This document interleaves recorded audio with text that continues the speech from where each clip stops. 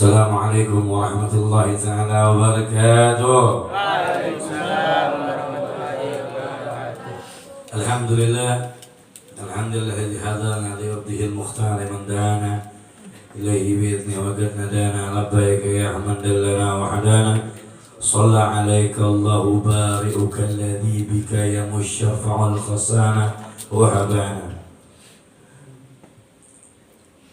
lakum busra al-ijabati wal qabuli minal maula bi wasitati rasulih da'ina yatin fastajabtum wa qadartum fa kana fa'idatul rasuli ala ya marhaba ya sayyidina rasulillah sallallahu alaihi wasallam Allahumma salli ala sayyidina Muhammad bi rahmatillah adada ma fi ilmillah salatan wa salaman daimaini bi dawamil gillah wa ala alihi wa sahbihi wa mawa'ala amma ba'du. Alhamdulillah wa syukurillah ala ni'matillah.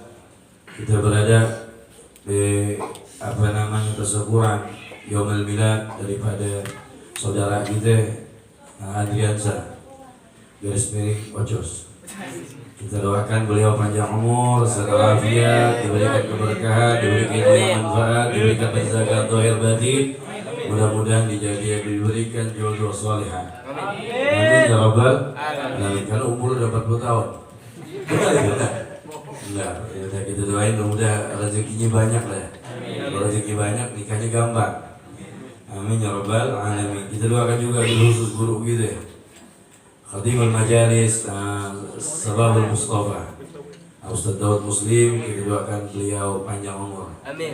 Dan kita doakannya lagi, angkat tangan beliau, kita doakan beliau menjadi orang biasa-biasa saja. Karena beliau sudah jadi orang luar biasa. Kita doakan beliau diberikan keberkahan, panjang umur, berikan ilmu yang manfaat.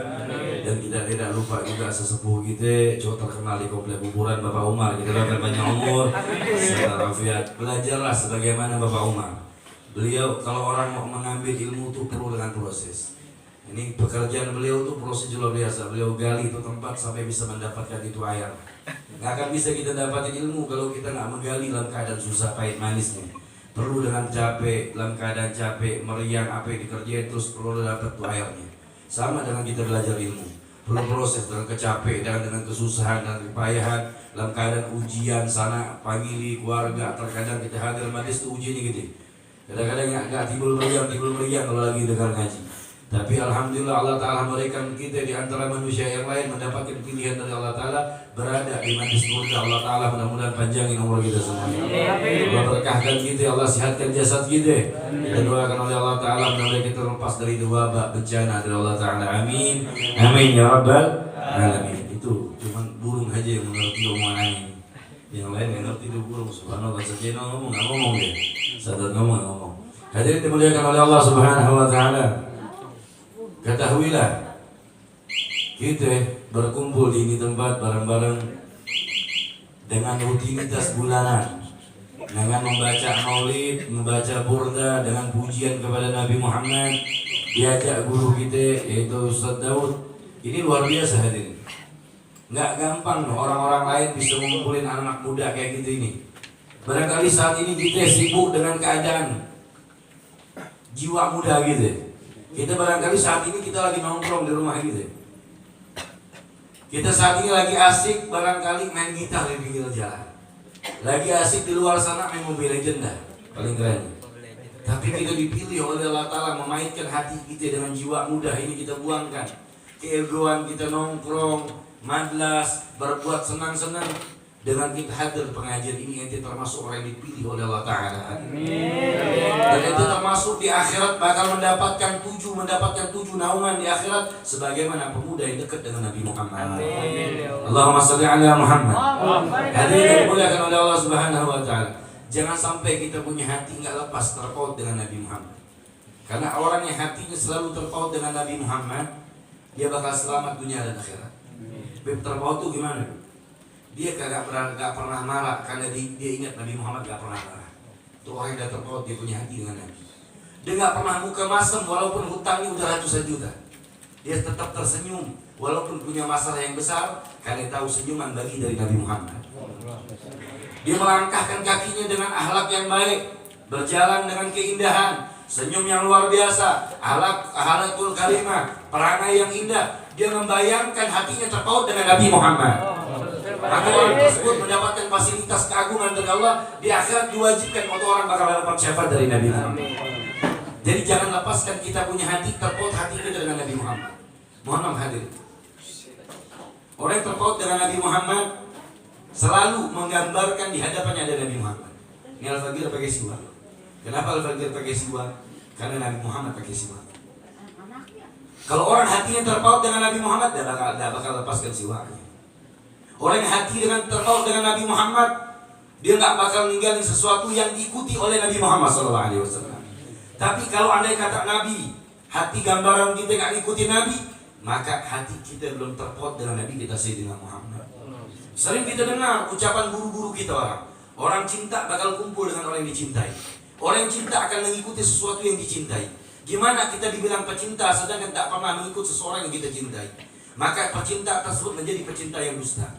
Itu cinta sama seseorang, tapi sesuatu yang disarankan oleh seseorang tersebut kita gak ikuti, maka cinta tersebut tertolak hati.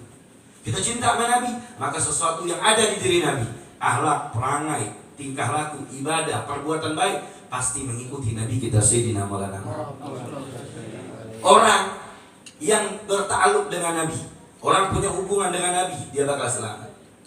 Bayangkan, kita sebagai umat Nabi saja mendapat perhatian langsung dari Allah Ta'ala sababiyah Nabi kita Sayyidina Maulana Muhammad.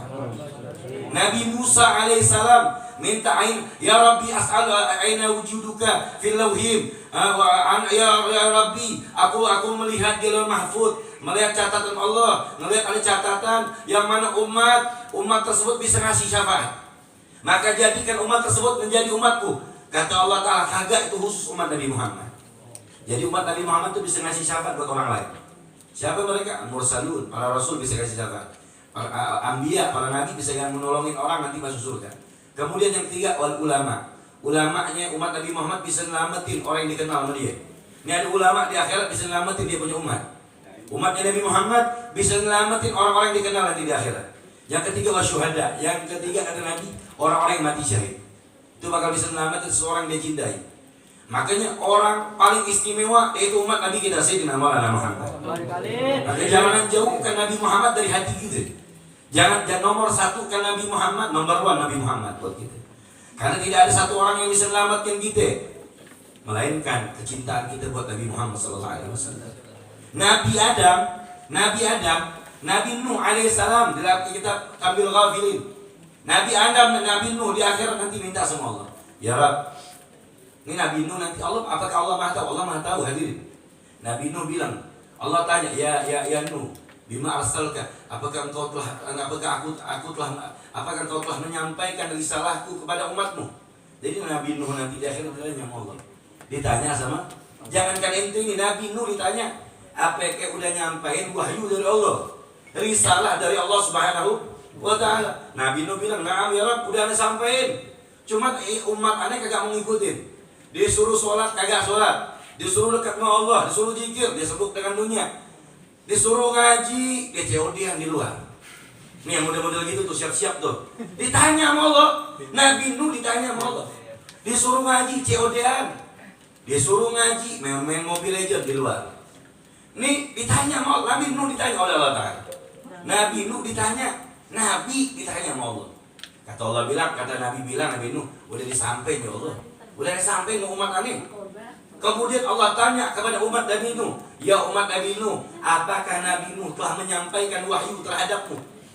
Kata umat Nabi Nuh, di hadapan Allah masih bohong. Ini umat Nabi Nuh di hadapan Allah masih bohong. Bayangin, di hadapan Allah masih bohong. Dia bilang, ya Allah, kalau andai kata wahyu, risalah engkau telah sampai kepada kami, maka ka'antum minu billah, kami beriman, kami bakal beriman. Maksudnya kata Allah, Nabi Nuh nggak nyampain, dia diam-diam aja. Di hadapan Allah masih bohong. Ini umat Nabi Nuh di hadapan Allah ketika ditanya sama Allah, kagak ngaku. Dia bilang Nabi Nuh nggak nyampain wahyu dari Allah Subhanahu wa Ta'ala. Nah Allah Ta'ala tanya lagi Nabi Nuh. Padahal Allah tahu. Ini Allah mau menunjukkan kemuliaan umat Nabi Muhammad Sallallahu Alaihi Wasallam. Allah tanya Nabi Nuh. Allah tanya Nabi Nuh. Nuh, ya Nabi Allah Nuh, tuh ente punya umat kagak bilang ente kagak nyampein. Nabi Nuh ditanya, ente punya saksi apa kagak? Nabi Nuh ditanya sama Allah, ente punya saksi apa kagak? Ente nyampein wahyu. Karena Nabi Nuh ini kagak ada yang beriman. Istri anaknya aja kagak ikutin Nabi Nuh. Makanya jangan bilang, tuh Ustaz kok anaknya bandel amat, Ustaz dia kagak benar. Bukan, anaknya udah main keblinger. Nah sama dengan Nabi Nuh. Nabi Nuh tuh, Masya Allah Nabi, cuman anaknya kagak taat. Udah dikasih tahu susah. Jadi kadang-kadang ada orang memporsi, tuh kiai anaknya kagak benar, tuh kiainya nggak benar. Kagak, belum tentu juga. Karena ada anak yang dikasih ilmu, ya gimana aja. Kalau Allah belum kasih petunjuk, dia kagak dapat petunjuk dari Allah. Sebagaimana Nabi Nuh, dia punya istri Kan'an, dia punya anak, kagak beriman sama Allah Subhanahu. Kagak ngikut Nabi Nuh alaihissalam. Nih Allah tanya kepada Nabi Nuh, ente punya saksi apa kagak? Kata Nabi Nuh bilang, ada ya Allah. Allah tanya lagi, apa saksi ente? Umat Muhammad sallallahu alaihi wasallam. Siapa saksi ente? Umat Nabi Muhammad sallallahu alaihi wasallam. Jadi nanti Nabi Nuh selamat begitu. Nabi Nuh ini selamat sama gitu. Karena Nabi Nuh selamat dengan umat Nabi Muhammad sallallahu alaihi wasallam. Karena Allah bilang apa? Ya Nuh, ente punya saksi apa kagak? Nabi Nuh bilang, ada yang punya saksi. Saksi ente siapa? Mereka umat Nabi Muhammad sallallahu alaihi wasallam. Jadi nanti dia akan kita jadi saksi untuk Nabi Nuh. Kemudian umat Nabi Nuh bilang, ya Allah ya Rabb, wahai Tuhan kami, benar Nabi Nuh udah nyampe dari salah, udah nyampe wahyu, disuruh sholat dia kagak sholat, disuruh ibadah dia kagak ibadah, suruh ngaji dia ngumpet. Nih mereka orang nih katanya. Terus umat Nabi Nuh berargumen sama umat Nabi Muhammad, umat Nabi Muhammad, wa ana awal umam, wa antu akhirul umam. Ente ini awal, kami ini awal umat. Ente tahu dari mana? Sedangkan ente paling akhir, mana ente tahu? Jadi di hadapan Allah masih berargumen dengan umat Nabi Muhammad. Kata umat Nabi Muhammad bilang, kami telah datang kepada kami seorang Nabi kita Sayyidina Maulana Muhammad, yang telah mengantarkan wahyu kepada kami, yaitu Al-Quran. Jadi Al-Quran tersebut diisi cerita sejarah, yaitu sejarah Nabi Nuh alaihi salam, yang mana umatnya tidak taat kepada Allah. Disuruh ibadah, nggak mau ibadah, suruh ngaji, nggak mau ngaji. Untuk taat beriman sama Allah kagak mau. Maka mereka umat Nabi Nuh dalam keadaan ketakutan, karena itu risalah dari Allah Subhanahu. Jadi nanti Nabi Nuh minta selamat. Saking besarnya mulianya umat Nabi Muhammad sallallahu alaihi wasallam. Nabi Adam lama ikhtirabul hadamatiyah. Ketika Nabi Adam nih mengaku kesalahan, ikhtirab, mengaku penyesalan kepada Allah Taala, bahwasanya dia pernah ngelakuin kesalahan. Disuruh jangan makan buah holdi, dia makan buah holdi. Nabi Adam itu tidak punya salah, tapi maksum. Disuruh makan buah holdi, kagak mau makan buah holdi. Ini Nabi Adam alaihissalam. Nah ini selamatnya Nabi Adam, ya Rabbi as'aluka bihaqi Muhammad faqad ghafar. Wahai Tuhanku, dengan hak Muhammad ampunkanlah. 40 tahun Nabi Adam sujud sama Allah kagak diterima, enggak ditegur sama Allah. Kagak ditegur sama Allah Subhanahu wa taala. Ketika Nabi Adam diusir oleh Allah Taala, disuruh di dunia, Nabi Adam minta sama Allah. Allah enggak tegur Nabi Adam, bukan sehari 2 hari, 40 tahun, bahkan bilang 4.000 tahun. Sujud sama Allah, minta sama Allah, kagak dikasih, kagak ditegur. Bayangin, pas Nabi Adam bilang gini, ya Rabbi as'aluka bihaqi Muhammad, ya Allah dengan haknya Muhammad maka ampunin aneh. Bayangin, kata Allah bilang, ya Adam, kaifa arabtu Muhammad, kaifa arabta Muhammad la ukhlibu. Gimana ente kenal Muhammad sedangkan aneh belum ciptain tuh yang namanya Muhammad. Lama khalaqtani rufitu ras ala gamal alas maktuba la ilaha illallah Muhammad Rasulullah. Kata Nabi Adam, manakala engkau ciptakan aku, maka terlihatlah di sekeliling alas tertulis la ilaha illallah Muhammad Rasulullah. Jadi ketika Nabi Adam pergi surga adalah ilallah Muhammad, ketika melihat alas adalah ilallah Muhammad Rasulullah. Maka Nabi Adam tahu nih, nggak mungkin orang yang bersender dengan engkau ya Allah, pasti orang yang bersender dengan engkau pasti orang yang kau cintai. La tadiku ismika ilaha halki ilaika. Gak mungkin orang yang bersender dengan namamu, melainkan orang tersebut engkau pasti cintai, kata Nabi Muhammad. Kata Nabi Adam bilang, kata Allah bilang, sadaqta ya Adam, sadaqta ya Adam, fa ija sa'altani, apabila orang minta sama aku, kata Allah, bihaqqihi Muhammad, orang minta kepadaku dengan menyebut nama Nabi Muhammad, maka Allah Ta'ala ampunkan dosanya. Apalagi Nabi Adam ditegur sama Allah Ta'ala dengan menyebut Nabi Muhammad sallallahu alaihi wasallam. Laulaka ma khalaqtu afla. Andai kata enggak ada Nabi Muhammad, Allah ciptain langit, bumi, surga, neraka, manusia, semua ini penciptaan melalui nur Nabi Muhammad sallallahu alaihi wasallam. Bayangkan Nabi Adam mendapatkan pengampunan, mendapatkan kasih sayang, mendapatkan teguran dari Allah Ta'ala disebabkan menyebut nama Nabi Muhammad. Gimana kita sebagai umat? Gimana kita baca burda? Gimana kita buat syair lantunan pujian kepada Nabi Muhammad? Udah pasti kita di akhirat mendapatkan perhatian langsung dari Allah, dibawa oleh Nabi Muhammad menuju surga Allah Ta'ala. Amin ya rabbal alamin. Makanya jangan jauhkan majlis burda, majlis selawat, karena majlis yang seperti ini yang mendorong kita menjadi orang yang baik, yang mendorong kita menjadi orang yang sempurna, yang mendorong kita selalu mengikuti sunnah Nabi Muhammad, yang mendorong kita menuju surganya Allah Subhanahu wa Ta'ala. Makanya jangan jauh. Orang yang jauh dari pengajian siap-siap dia bakal hatinya gelap. 3 hari nggak ngaji hatinya bakal keras. Sama dengan orang, bukankah kita ini, mohon maaf, bukan kata ulama ini, bukankah orang yang sakit, orang yang nggak makan selama 3 hari, orang yang tidak minum selama 3 hari, orang yang tidak makan obat selama 3 hari dia bakal mati. Nah, barak iya. Kita banyak coba di antara itu 3 hari nggak makan, dikhawatirkan dia bakal mati. Sama kita punya hati. Hati kalau nggak disirami ilmu, nggak dapatkan hikmah, nggak dapatkan pengajian, hati kita bakal mati hati. Maka jangan jauhkan pengajian ilmu. Apalagi bisa jauh dari pengajian, bukan hanya malam burda doang nih, bulanan. Setiap Selasa malam Rabu saja. Selasa malam Rabu, Senin malam Selasa, pokoknya banyak pengajian kita orang. Datengin. Karena 3 hari tanpa hikmah, tanpa ilmu, kita punya hati dikeraskan oleh Allah Subhanahu. Kalau udah keras kita punya hati, berat untuk ibadah, berat untuk berbuat baik. Kalau udah berat beribadah, berat berbuat baik, maka siap-siap neraka menanti kita. Sababnya apa? Sababnya kita menjauhkan ilmu hadirin.